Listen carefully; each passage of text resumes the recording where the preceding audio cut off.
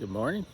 This is Jason's Random Discoveries, and we are doing a video on the 12th week update of my new learning experience and just record keeping. If you want to follow along, keep track of what plants do well, just putting seeds in the ground here in this red clay and seeing what works on its own. And I will go through and share what we got going on with 12 weeks of seeds in the ground and just kind of letting them grow wild with a little help. If I get some varieties that do really good during this experiment, next year will be a much better garden. Check out what I got going on here with the tomatoes, peppers, sunflowers, and behind me is what I call the wild squash garden. And so the update on the tomatoes, not the tomatoes, but the corn. The corn, somebody came in on the 11th week video and annihilated everything. And what I do suspect that was rabbits. So all my sweet corn is gone, and I couldn't protect it, and they all got eaten up. So that whole sweet corn experiment is now done until I can get some kind of deterrent to keep them, rabbits or deer or whoever ate all that stuff down out of there. So the corn is gone. The sunflowers are going slowly. Nothing too much happening here, but them ones in the middle, they're waist high. Everything else is about knee high. But this is one of those, I help it every once in a while with a little bit of water. But here's what I got going on here. This little corner now, and we've got the munchers coming in here. So you can see the tops right here, completely gone. That one's gone. And I got a couple small ones that were on the edge here. They ate it down right into the grass. So somebody told me I could put a bottle on a stick and it'll act like a bird or some kind of hawk thing standing over it, but it doesn't help with the rabbits either. The rabbits come out here, they hang out in here. They like this tall grass area. So if I was to do this again, I am not going to put sunflower seeds into the grass because it's just too hard to manage the weeds in the grass. So if this is as high as they get, I'll be okay with that. But if I start getting other weeds, I'm going to have to get in there and do some hand trimming. But they're not doing well, but it's definitely not compared to other sunflowers that I've seen grown in this area. This is where I had the sweet corn growing. So they actually were in here, rabbits, and they even went ahead and dug a couple holes, or started to dig a couple holes. So once all the corn started disappearing and they started digging holes, that whole experiment was gone. So here's our tomatoes and peppers. I rototilled 3 different rows, 3 different ways of preparing these rows when I rototilled them. And just a quick recap, if you want to see more on that, you could go to my other videos. But this first row, what I did, I rototilled and didn't do any cleaning of the dirt at all. I just rototilled and left all the grass and clumps of roots in there and planted. This row of peppers, I rototilled and I just took out the big clumps of grass and the big clumps of roots. This row, and I gotta do some weeding. You can see everything is starting, or the weeds and the grass are taking over. But I'll get in there every once in a while and get in on an attack of that. And this is the row of peppers where I took all the grass, all the clumps, I sifted through a 1/4-inch mesh, and the peppers are doing pretty good in this row. We'll go through and do an update. And over here in the end, I lost several pepper plants to rabbits. They ate the peppers all the way down to the nubs. So a couple lost there. And onto that rabbit subject, you can see I got this small rabbit fence. This is just some material I had laying around. I'm trying to do all this thing as cheap as possible. Not spend a whole lot of money on this, but it looks like I'm gonna have to put aside some money to build this up a little better. But since I put up this fence in here, I haven't seen the rabbits hanging out in this area, and nothing's been eaten down. So I put a little gate in there. I just open that up and walk in and out that section, but it's only 2.5 feet tall. I could step right over it. But at some point I think the deer are gonna come in here. They're getting close if they're eating the sunflowers. So onto my tomatoes in the row that I just rototilled, didn't clean the dirt, and I just put seeds in. They're not great. There's a lack of nutrients. It's just hard red clay. But they're growing. They're slowly coming up. If you're wondering what the varieties are, I have a video where I go through each one of what they are. And the reason for the flags, I thought it was a rabbit deterrent, but they don't care anymore. This is one tomato plant I pulled out of the ground and accidentally pulling weeds. So that's a little clean spot around that one. This is the row of peppers. They're just fighting too much with this grass and their weeds. They're just little stubby plants. Stubborn, but stubby. They're trying to grow. But you can see that a lot of this grass is just taken over. They're not even as tall as the tags. But there's pepper plants in there. They're just not doing well in this one. They're there. They just don't want to take to this row too well. This one on the end here. This third row of tomatoes is a lot different than the first row. Now all these tomatoes I planted in the first row of just putting seeds in that dirt, and it started getting too crunched together, so I rototilled this third row and I pulled as much roots and grass clumps with a rake out of that rototilled row. And just by pulling as much of that stuff out as I can with a rake, this looks like either tomatoes like to be transplanted, or this cleaning out as much stuff out of that dirt really is making a difference on this row. For whatever reason, I don't know. I mean, I kind of do know, but it's just odd that all these tomato plants were planted at the same time, and those over there are just not doing so well, as the same exact seeds that were planted in this row were transplanted with cleaned out dirt. After 12 weeks of taking care of these plants, I'm finally getting some fruit on this one. This is the third plant to get fruit. I don't know what the variety is. It's just a cherry seed that I saved from 2021. But finally getting some fruit on that one. And over here, this is called Purple Beauty.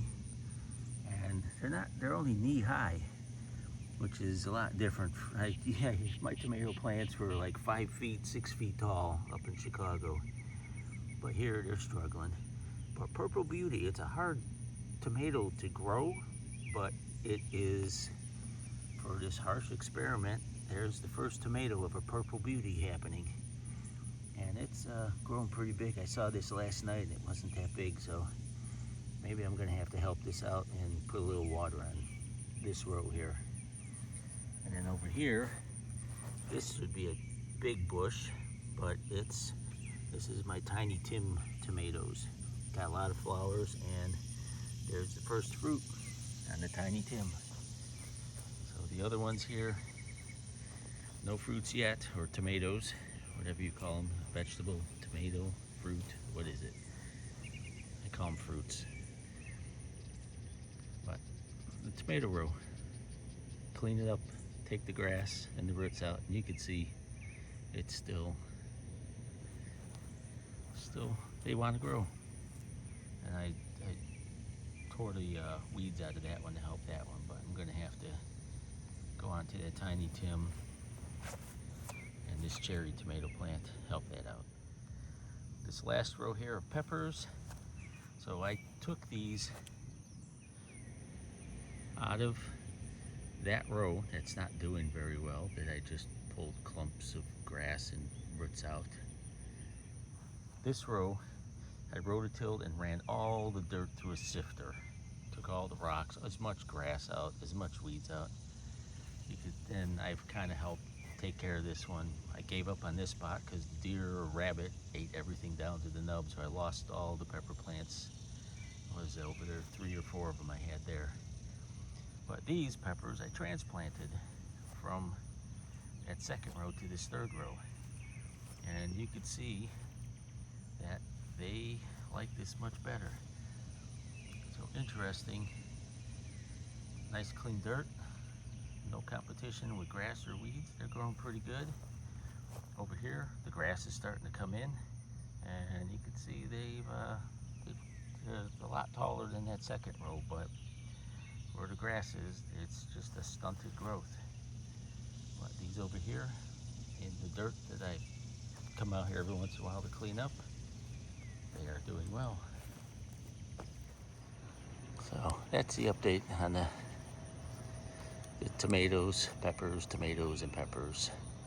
So the original in the ground, transplanted from row 1, transplanted from row 2. So the experiment is actually going a lot better than I thought it would. But I'll get these varieties that are growing better out here, and I'll be planting a lot more of them next year, in the next season.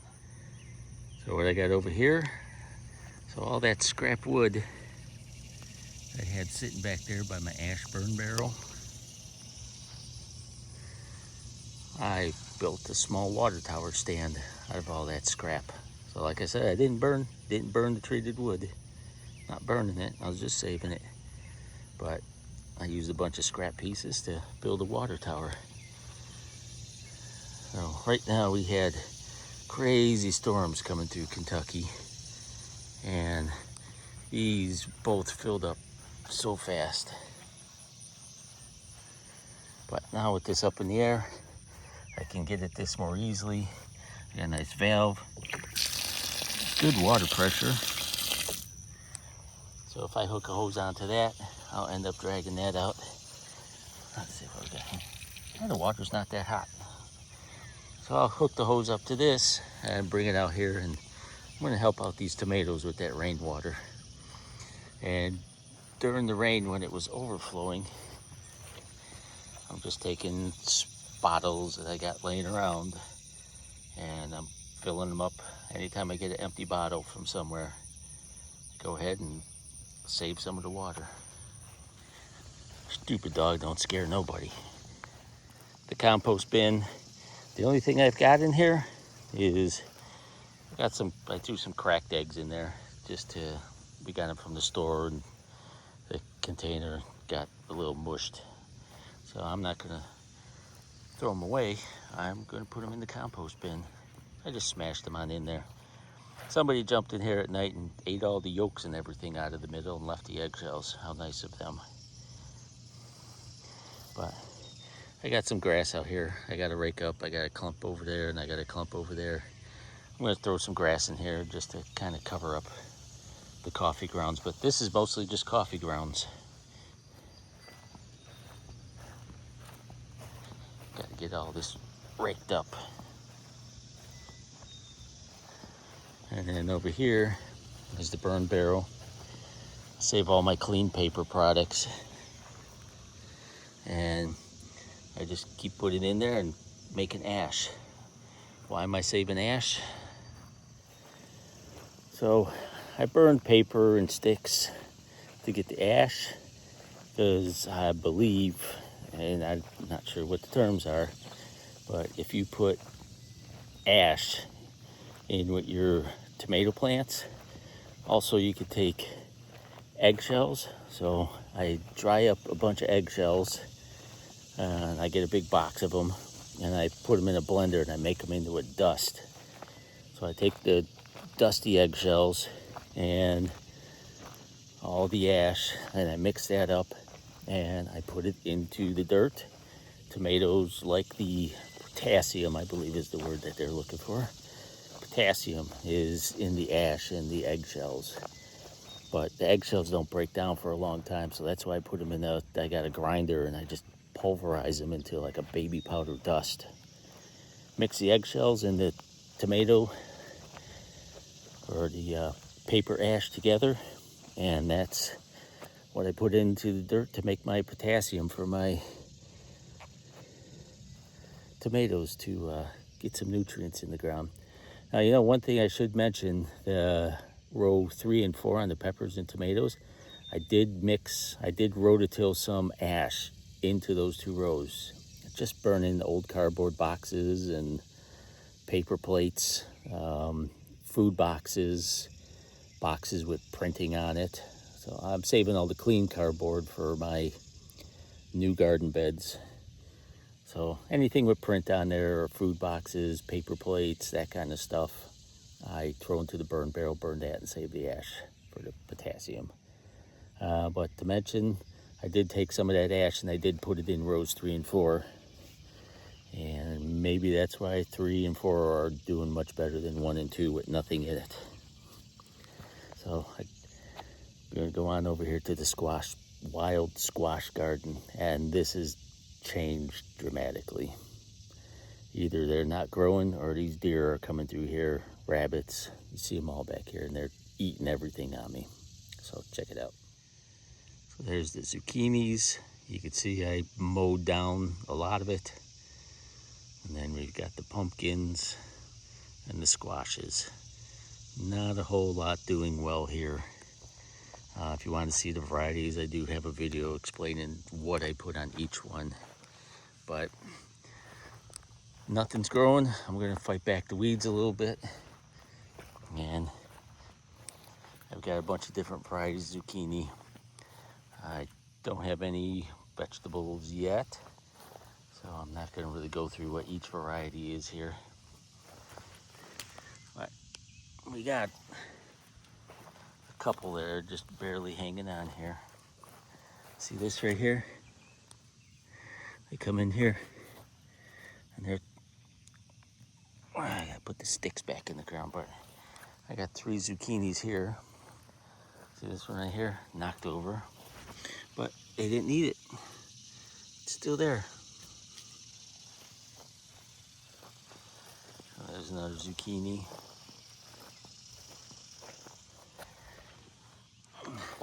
Here's a zucchini. I forgot to take the tag out of the ground, so I'll take that.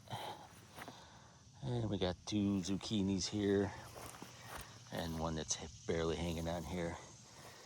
So all these containers of water back here, that is from the crazy rain that we got, and the rain barrels were overflowing, so I saved up as much of that water as I could, and I hauled it back here. So if anything starts to really dry out or something needs some help, I got some quick water out here to help them out. So anywhere where I put a stick in the ground, that's where I got some pumpkins trying to work their way up here. There's one that has a, I don't know if it's a dead flower or it just didn't take. A couple more pumpkins I got growing here. And they're in there. I got 2 of those pumpkins. These are jack-o'-lantern pumpkins. Now we'll go on to this other row of pumpkins. You can see they had some flowers back here, so they're not eating them. Either there's no nutrients. Look at that. So here we are. And we got a pollinator. Good job, guy. So what is this one? This is just a pumpkin seed. Just crazy pumpkin seeds I saved from 2021. No idea what they are or where they came from, but I got them. And look at that. That one's doing pretty good. There's a spaghetti squash. Got a flower on that one. Got a small one going there, small one going there. So here's a spaghetti squash that has a flower. I don't know if that's going to be a fruit or a vegetable at some point, but it's doing something. Here's another one. It's got a flower about to bloom. And look at this one right here. Somebody ate the top off that one. So there's those spaghetti squashes. So spaghetti squash seems to be doing okay. And everything that was after this, there's nothing growing. I had to mow that whole row down. But this little row right here, spaghetti squash, doing pretty good out here in the wild. I had a whole row of squash here. They're all gone. But this seed variety, this is early prolific squash. But these 2 seed varieties from envelope number 1 are doing alive things. They're not dying, they're growing. So early prolific. Doesn't like to just be thrown and ignored. So here's some white squash. We got one plant that's hanging on. There's another white squash. It's got one little bud on that one. And then here's a winter squash. That's got one bud. I don't know if it's dying or, hey, we'll see what's going on with that one. Winter squash and 2 white squash. This whole row of white and winters are gone. This whole row of squash here, I believe I had early table kings, straight necks, crooked necks, a bunch of different variety of them, but they didn't grow and or the deer ate them all. I think I've been holding this camera wrong the whole time. Sorry about that. But here we go. We're back. We're back in normal world. And over here, these are all butternut squashes. So I got a couple varieties of butternuts that are actually doing okay out here. So I got 2 butternuts, 2 sticks, small, growing here. Here's another butternut variety. I have 4 plants that are just barely going, but they're still there. And then here's another 4 plants that I've got, butternut. And the leaves are turning a little bit yellow. We've had crazy rain in Kentucky, and I'm actually walking on this ground, and it's still kind of mushy and spongy. So I think they're finally getting enough water now. And then last up here, so this was a whole row that I planted. Had some expired pumpkin seeds that my daughter didn't want to give to her pet birds anymore. We got some crazy anthills going on here. So she was just going to throw them out. They're expired. The birds don't want to eat them. So I came out here and I planted this whole row, and I just sprinkled all the pumpkin seeds up this long trench that I made and buried it up. And somebody came in here and ate everything. They dug up every seed and ate it. But out of this whole row, everybody, and they came back night after night. This row right here, I got 2 plants growing next to each other. For some reason or another, this one did not get eaten. But another interesting thing, I did have a flower on this yesterday, and that flower's gone. So guess what? Our dear friends. So growing a wild squash patch is not an easy thing.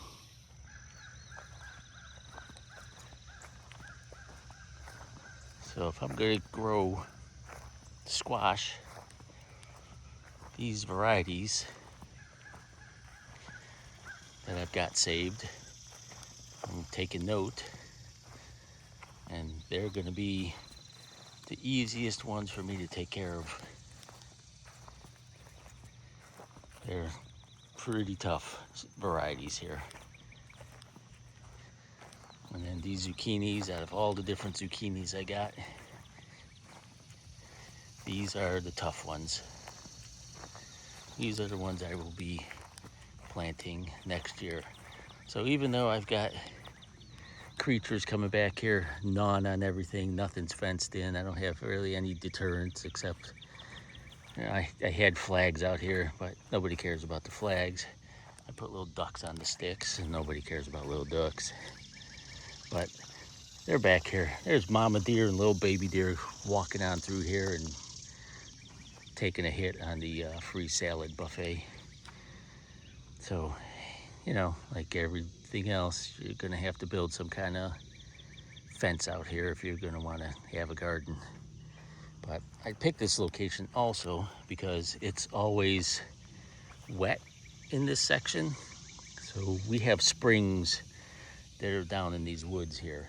And a lot of this field was dry. I was keeping an eye on it over last fall through the winter and spring, and that's why I got everything just kind of scattered around in weird spots, because the ground was always wet here.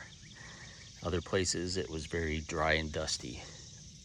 So I think I got some kind of spring that feeds this section right here. So that's why I planted them there and didn't make something near the house. I just wanted to see if I could take advantage of that.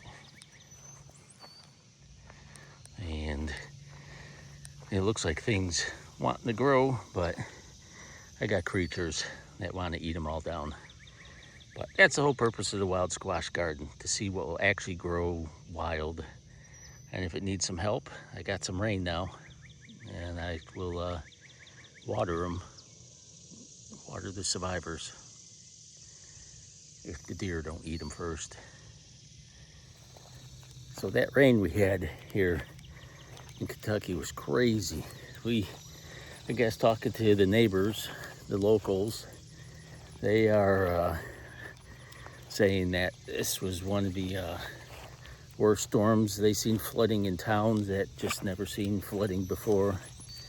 The whole Bardstown area, they got hit really bad, destroyed a bunch of property down there. So I feel bad for them. But anyway, the one reason I picked the house that we're at here in Kentucky is I'm up on top of this huge hill, and I hope I don't have to deal with flooding. That's coming from Chicago, there's flooding all the time. But up here, you got a lot of these hollers that get a lot of rainwater in there real quick. And I hope that doesn't happen to anybody. That's a terrible thing. But anyway, as I'm blowing these bugs off me, I wanted to talk about the ticks. So all back in here, I've got all my grass cut really short, and I use a product called Wondercide that I spray on my shoes. There's a peppermint, a lemongrass, a cedar, and there's another one. I can't remember what the other one was, but there's 4 different kinds. I just spray it on my shoes every time I go out, and the ticks stay off me. Also, I use a Wondercide product. You hook it onto the garden hose. It's a cedar spray, and that actually I waited 2 weeks, and the dog started getting some ticks on there. And I think it's a combination. Also, the grass got kind of tall, but cut the grass really short, sprayed the Wonderside cedar down, and I'm not getting the ticks. I had one on me the other day. I was way back in that squash field doing a lot of work, pulling weeds and stuff. And I don't spray or treat anything back there, but one got past it. He got on me, didn't bite me, you know, just felt him. Dog tick. I think it was a dog tick.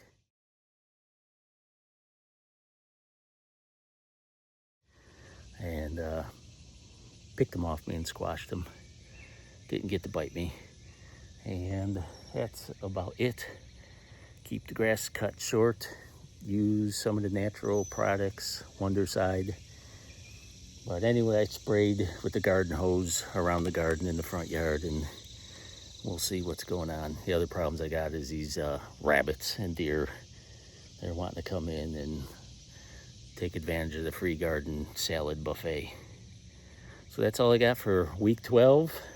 We got 3 tomato plants making fruit. We got squashes that are flowering. A lot of these tomatoes over here, if you go back and look, I do have flowers on a lot of these plants. So I am sweating my butt off. Yesterday, I think we had 115-degree heat index. Half hour outside, and you can see it's starting now. This video might have gone on for a half hour, me walking around, but I'm starting to pour sweat. It's really interesting, this heat index stuff.